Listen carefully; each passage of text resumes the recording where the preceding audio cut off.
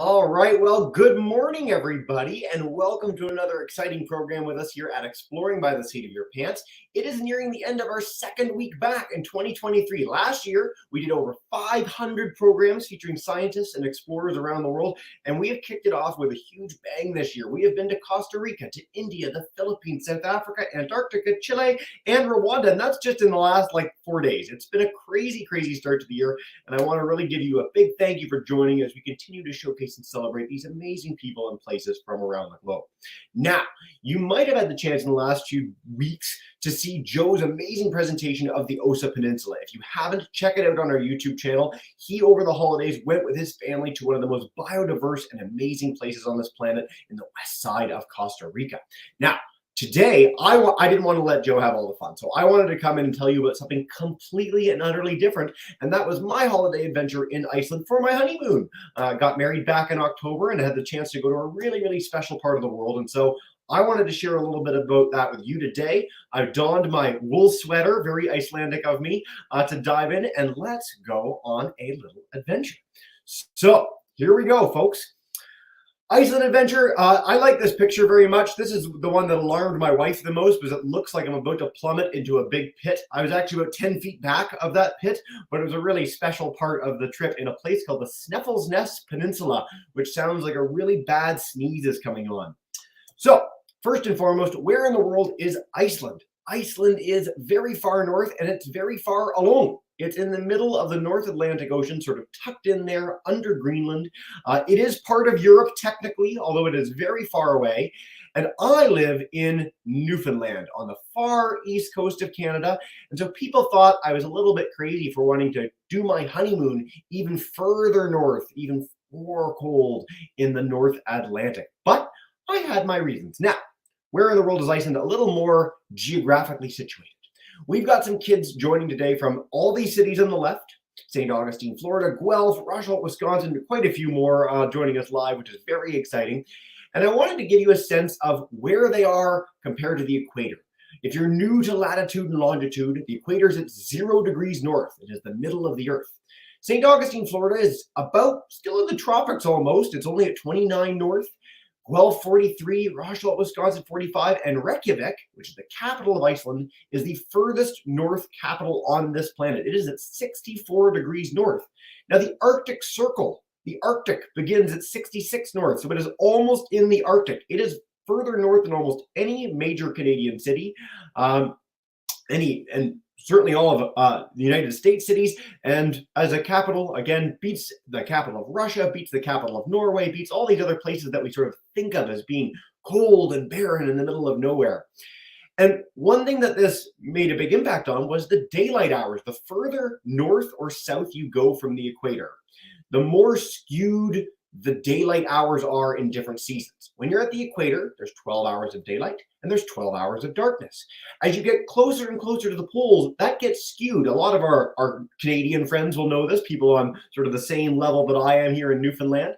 But in St. Augustine, Florida, on January 1st, as the new year rings in, there's still 10 hours and 40 minutes of daylight. In Guelph, 9 hours and 1 minute. Rushholt, not too much further north, 8 hours, 53 minutes. But in Iceland, in Reykjavik, there's only 4 hours and 23 minutes of daylight. So when we were there over our holiday, the sun would rise at about 11:15 and it would set at about 3:40. So a really, really short amount of daylight. So why on earth would I want to go during that time? And the answer is the aurora.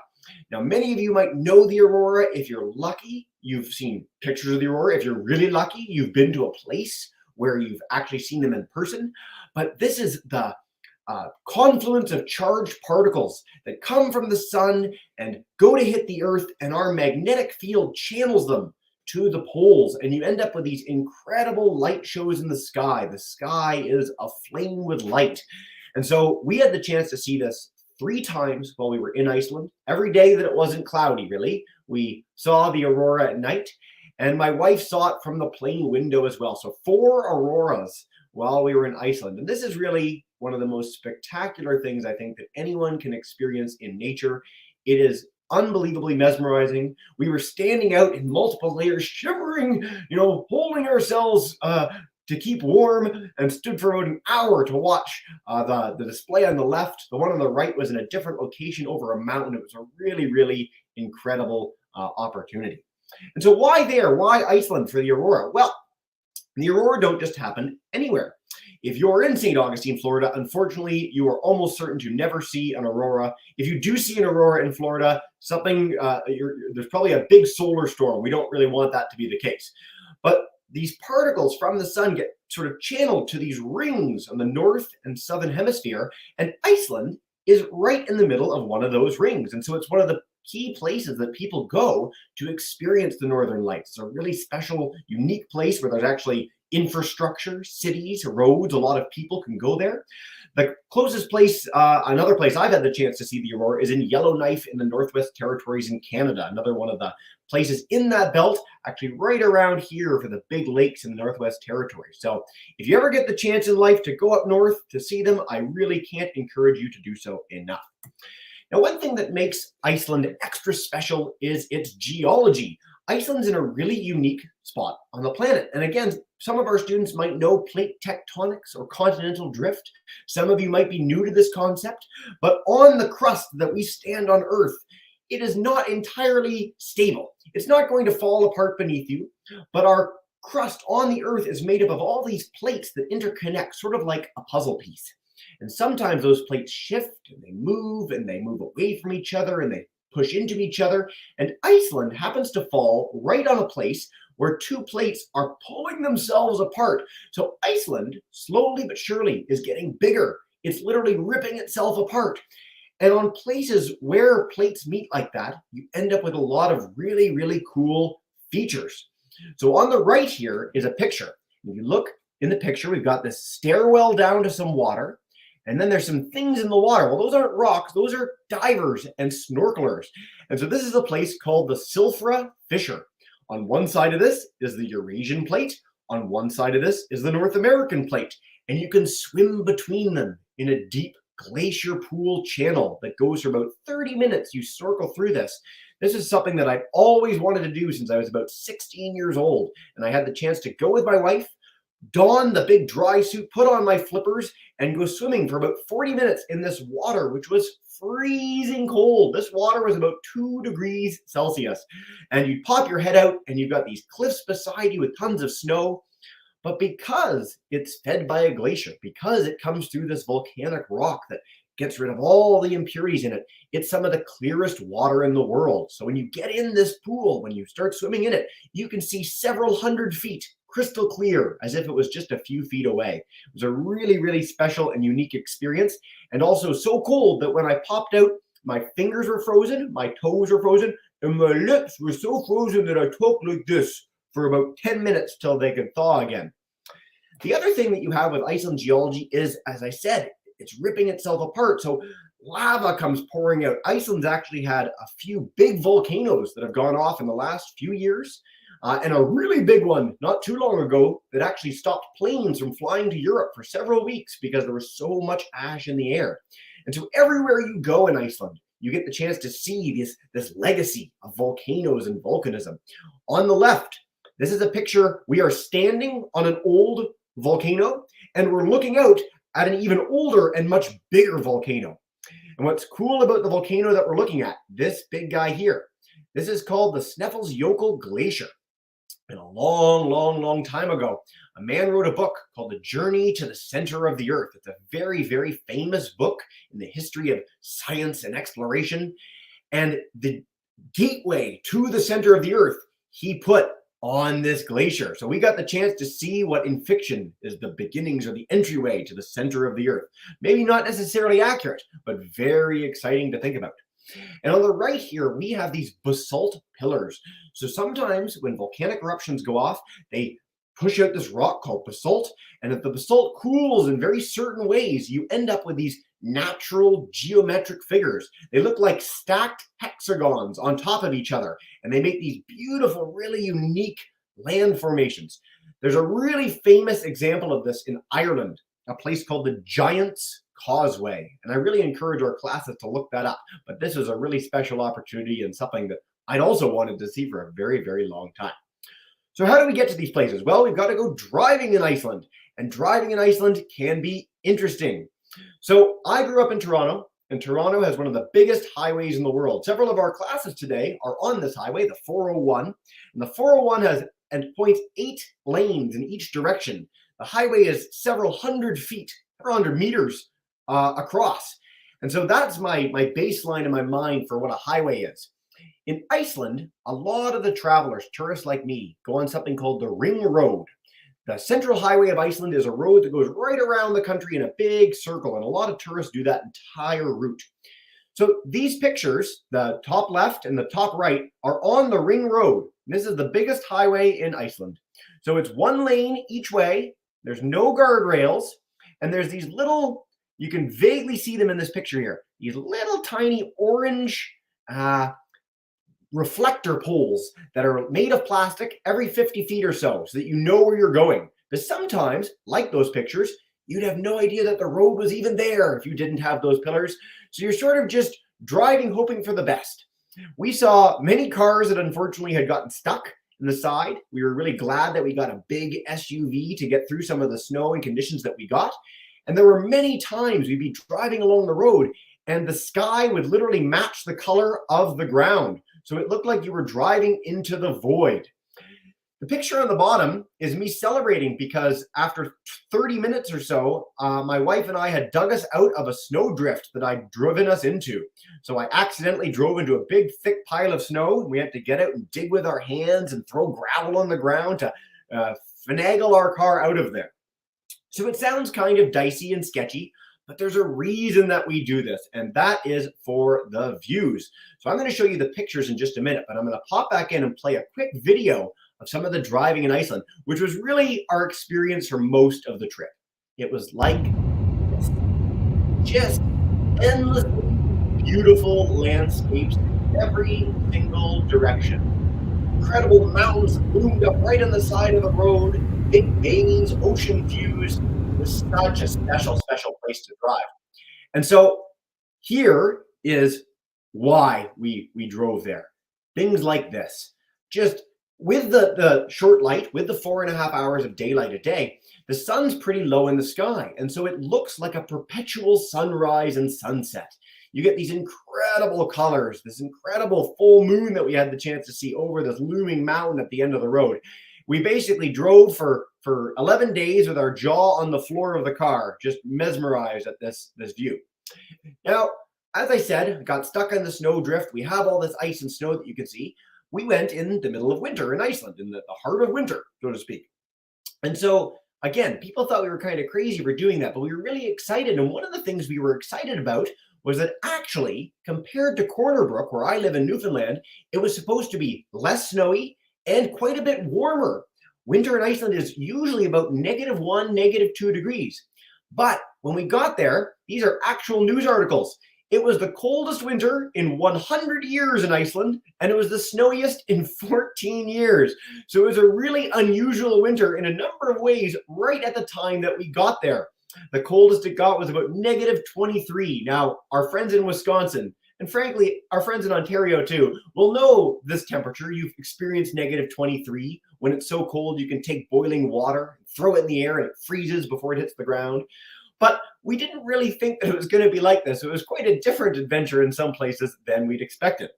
Now, the reason that Iceland's usually much warmer is something called the Gulf Stream. So England, where many of us have seen pictures of, we've heard of England, we've heard of London. London is really, really far north. England is really, really far north. It's as north as Labrador. It's as north as places like Churchill, Manitoba, where polar bears live, but it's way, way warmer. And it's warmer because of this Gulf Stream. This is really warm currents that come up the coast of North America and shoot towards Europe. And so this stream also hits Iceland. And so Iceland, even though it's the northernmost capital with Reykjavik in the world and a really northern place, it's like comparable with Greenland. It's comparable with places in Nunavut, Alaska, more. It's way warmer than those places, usually. Way more than this bone-chilling place in northern Canada. But that wasn't our experience. We had some really, really cold weather.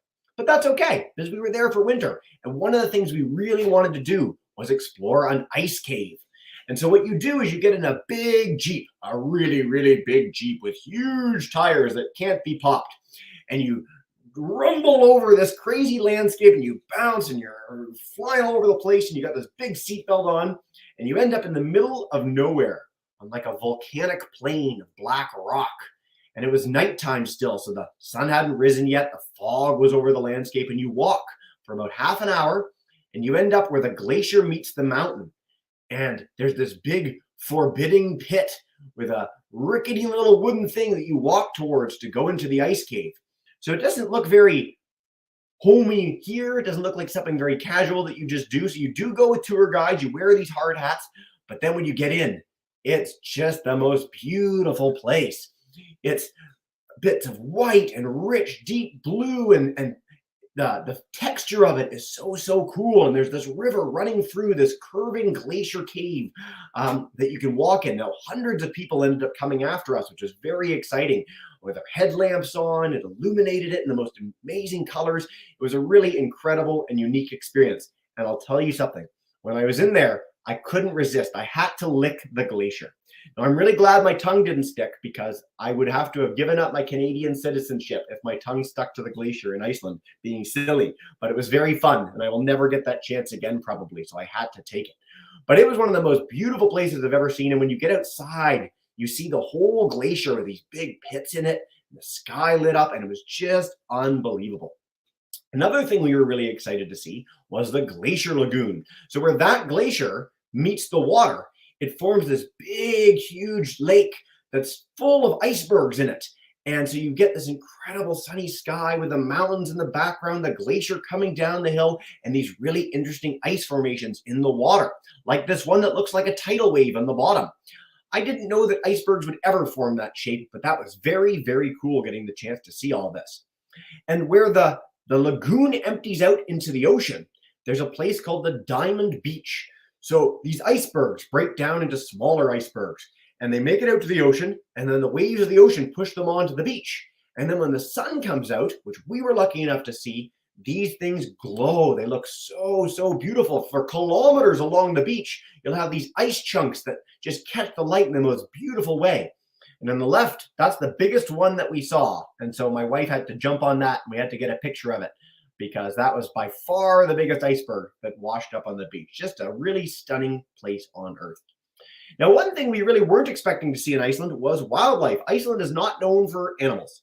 The main animal you will see in Iceland are Icelandic horses, which kind of look like a pony. They're kind of shaggy, but you can't tell Icelanders that their horses are ponies. They get very upset. They got horses, and they've got all sorts of sheep and lambs, which have roamed there for over 1,000 years now. But we had the chance to see some really unique things. We had these seals, these harbor seals, in the glacier lagoon, tons of them, 50 seals. In the far right, there's one having a bit of a conversation with a cormorant. And on the bottom, I couldn't believe this. We were driving along, we're right near the lagoon, and there was a wild herd of reindeer. Now, reindeer are something that you hear about, and you think it almost seems like a mythical creature. And when you see one in the wild, it is very, very cool. A lot of people were stopping for the reindeer. They are a beautiful, beautiful animal. We have them here in Canada, and we call them caribou. Now, one of the things that a lot of people go to Iceland for are the waterfalls. There are tons of waterfalls. As you're driving along the road, you are seeing waterfalls constantly beside you. Now, these two waterfalls are two of the most famous ones. They had the most tourists of any places we went when we were there. Skagafoss is on the left, and Seljalandsfoss is on the right. And as you can see with this winter backdrop, we have the frozen canyons behind them. The mist freezes everything around. They're really, really beautiful. But we were really happy because before the trip, we did a little extra research and we decided to go to some of the more unique waterfalls, the different ones that were close by to these two, but that had way fewer people. So on the left, we have Kvernufoss, where you walk through this big canyon, 100-foot cliffs. You pass some Icelandic horses. It's all frozen, and you get the chance to almost walk behind the waterfall. You can walk behind it in the summer, a little scarier in the winter, but it's just stunning. And on the right, Glufabru.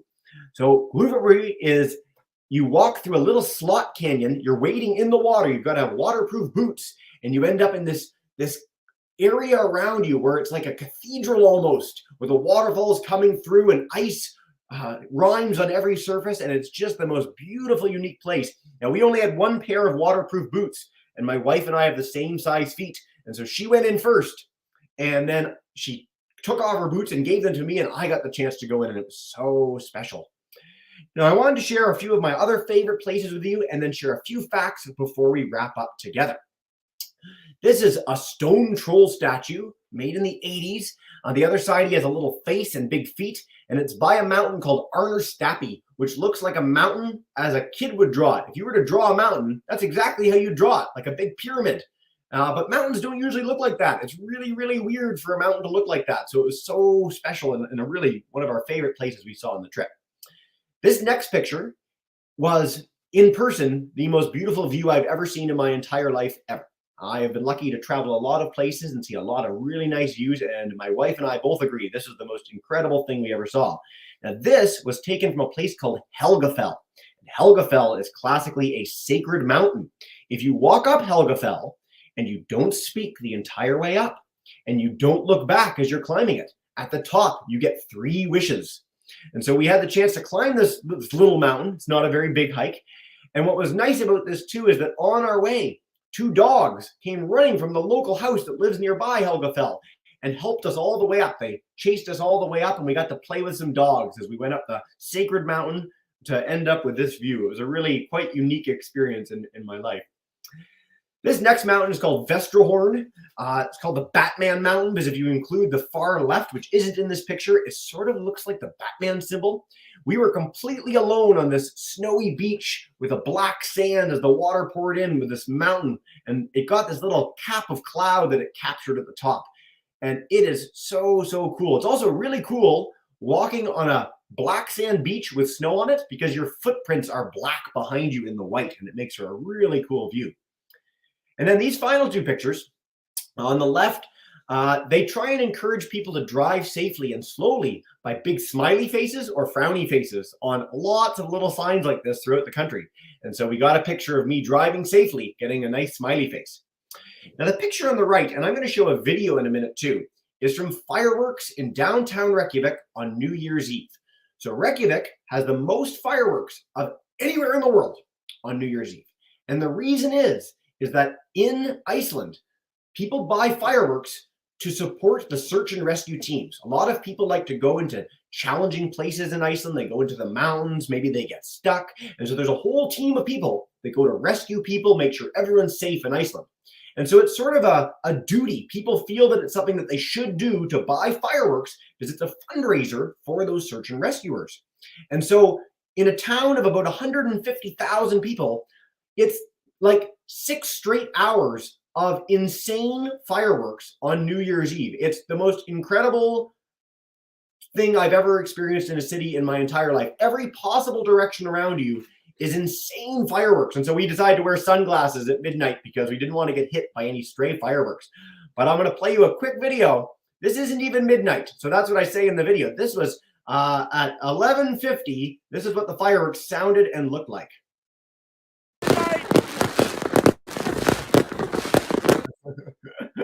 So that's just the smallest essence of 6 hours of insanity, but one of the most unique things I've ever had the chance to experience, and so, so much fun. So before we wrap, I just wanted to share 2 other quick things. One I'm going to actually add things to, but Iceland facts. One of the things that really made the trip enriching for us was doing a lot of research in advance, learning as much as we could about the country, its people, food, things we had the chance to experience. And so some cool facts to leave you with.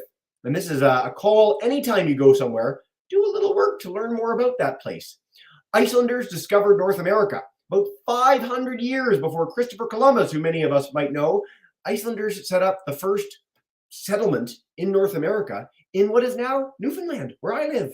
In fact, you can go, not to the first one, to the only one that we found, but Lonsa Meadows is a really special national park in northern Newfoundland that we're actually going to be doing a program with in the year to come, but really, really special place in about the year 1000, which is really unfathomably far back for us. Iceland is also one of the most equal places on this planet to this day. Generally, when they assess how women are paid versus men, opportunities for women, and more, Iceland comes out on top in the world. Now, we're lucky to be Canadians and Americans, where there's more equality than there are in a lot of places, but Iceland is classically number one. And as represented by the fact they had the first ever democratically elected female head of the country. She was in power for 16 years, so she's still the longest a woman has ever been in power of a country on this planet, which is a shame. We need more women to be in power all around the world, but a testament to their, again, very, very equal country. And the oldest active parliament. We both live in democracies here in Canada and the United States, and the oldest place on this planet where people have gathered to sort out things together as an entire nation is the Althing, which is the parliament about 40 kilometers east of Reykjavik, right near that fissure, that place that I went snorkeling. You can actually see the place where everyone would meet, sort of a big communal gathering of all the people back for over 1,000 years now, which is really crazy to think about. The other two things I wanted to share that I didn't add to this slide because I'm silly are that Iceland's one of the world leaders in renewable energy as well, and in great technologies to try and help make the world a greener place. About 86% of Iceland's power comes from geothermal, so heating from in the earth, solar, wind, hydrothermal, so hydropower, just like we have a lot of in Ontario, where it's water creating energy. So they're one of the most renewable energy powered countries in the world. And they also have the largest right now facility for capturing carbon out of the atmosphere. Ultimately, people will need to not just reduce the amount of greenhouse gases we're creating, but take some of the ones that we've already put out back and store them inside the earth. Iceland has a place called Climeworks, which is doing the most of this of anywhere on the planet, sort of a test case, a big facility right near the capital, a really, really exciting thing for the future. So finally, I want to wrap up with just a few lessons from my journey, and then I look very forward to your questions. I'm going to come to our live classes in a second. YouTubers, if you want to share questions in the chat, I'd love to hear from you there. But 4 big lessons to take with you anywhere that you travel. Do research before traveling. Learn as much as you can because it makes the experience so much more enriching. Seek out those hidden gems. A lot of the places that are the most famous places in Iceland were fantastic. Don't get me wrong. We went to many of the places that were, on every tourist itinerary. But the places that we went and the things that we did that aren't on everyone's itinerary ended up being the most special things we did. So always ask for help, learn from locals, see what you can do, follow the adventure, and it makes it a much more enriching experience. Take pictures, but don't be glued to your devices. Several places we went, we saw people that never even looked up from their camera or their phone. We went to a place called the Blue Lagoon, which is a place that a lot of people like to go and have a nice spa, relaxing day and some hot water. And we were the only ones out of hundreds of people in the pool that did not have their phone up the entire time. So make sure that you actually enjoy the experience wherever you go in person. By all means, take some pictures, remember it later, but enjoy it while you're there. And then it's the people that count. One thing that has been a big source of enjoyment in my life is meeting travelers. When you go places, you have the chance to meet other people that are going on an adventure. You have the chance to meet local people wherever you are. And it's often those experiences and the cultural opportunities that you get, whether it's eating or going on adventures, that really make the trip, make it a really exciting adventure. And so I can't encourage you to travel enough. It was a really fun opportunity to go to Iceland, to explore. And thank you all so much for listening so much. I hope you enjoyed that and some of the fun pictures. And I can't wait to take your questions. And I will note again, as a nice follow-up to this, if you want to check out Joe's presentation for the Osa Peninsula, totally different from Iceland, I really encourage you to check that out too. I'm going to head to Miss Benoit's class and Miss Maxwell's class in just a second, but I'll take a YouTube question to start from Leo in England. Did I see any elves or experience any of the associated cultural beliefs and traditions on your trip? So what Leo is referring to here is that classically, if you look up Iceland, there are stories of the hidden people, elves, so to speak, that live largely in the highlands and in various places. It's sort of like, trying to think of another example. Some of our students might have heard of like the Loch Ness Monster. Some of our students might have heard of like Bigfoot type characters. So it's a thing that exists in the lore, in the stories that the country tells to the world to an extent. Now, most Icelanders don't think there are elves. In fact, their tourism commercials kind of poke fun at that. But there were places we went that there's definitely a tradition of, hey, maybe don't go to these certain places, don't do these certain things at certain times to respect the hidden people that might live there. So believe what you will. We saw some places that was a big part of the tradition. It was a very interesting part of the trip to experience that. Not something that a lot of people subscribe to necessarily, but very, very interesting. All right, let's head to Miss Benoit's class. Cordis, if you guys have a question for me, come on in. Hey, guys. How long were you in Iceland for? I was in Iceland for 11 days. We went on Boxing Day, so we left just after Christmas, and we got back on January 7th. So we had the chance to experience that sort of peak Christmassy season, all the Christmas lights, the incredible New Year's fireworks. It was a lot of fun. It's a good length for a trip. DeWitt Middle School, if you guys have a question, come on in. Hi. Yes, you're on camera, I know. Hi. Is it really illegal in Iceland to walk your pet turtle? It is illegal. I don't know. It's one of those silly laws that, like, anywhere you look on this planet, there are always some silly, fun laws. You should look up some silly laws for your town too. I bet there's some strange ones. But I did not see anyone trying to walk a pet turtle. It would have been pretty mean to do that in the middle of winter. But if they had, I don't think it's one of those laws that I think if someone in the summer went to walk their turtle, no one would arrest them for that. But I like the question, guys. All right, Miss Benoit's class, back with you. And then YouTubers, if you guys want to share questions, please do keep them coming. I'd love to hear from you there. But Miss Benoit, hi. How big was the lake with the diamond ice? Yeah, the lake was... in Cordis, you guys will probably have seen one of the Great Lakes in Ontario before, maybe Lake Ontario where I grew up, which are huge lakes, like gigantic monster lakes, some of the biggest lakes in the world. So they weren't near that big, but they were solid. If you got in a canoe and started paddling, it would take you probably half an hour to get across. If you tried to swim, it would take you hours to cross the lake. So they're sizable. And they change their size too because they can freeze. So we saw it where quite a bit of the lake was frozen.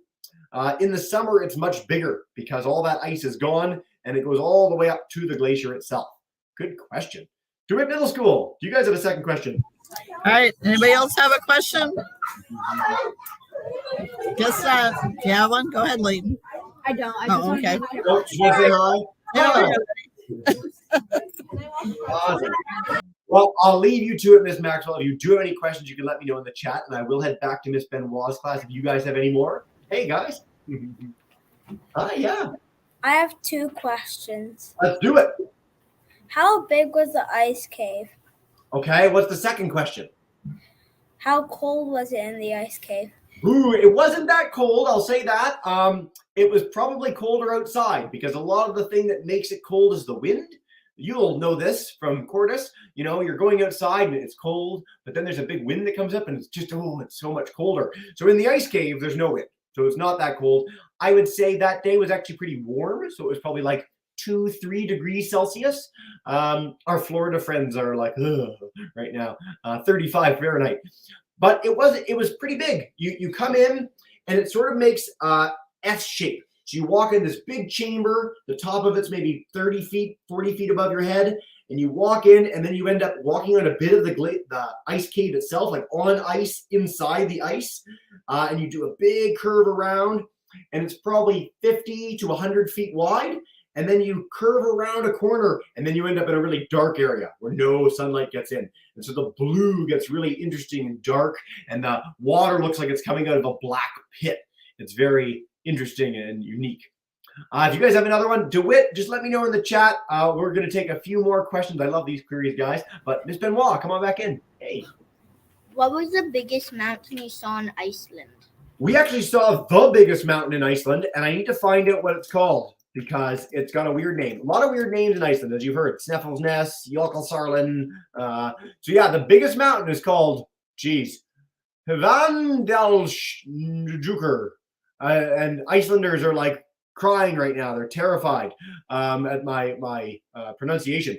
But it is about, how tall is it? 2,100 meters. So it's about 6,500 feet as a mountain, and that's the biggest mountain in all of Iceland. That's right actually next beside that glacier lagoon. Good question. All right. DeWitt Middle School, if you've always wanted to go to Iceland, go enjoy. It's a beautiful, beautiful country. It's very expensive. That's one thing I didn't mention in my talk, but the food is very pricey in Iceland. We got 2 coffees and a croissant, and that was 28 Canadian or 22 American dollars for that.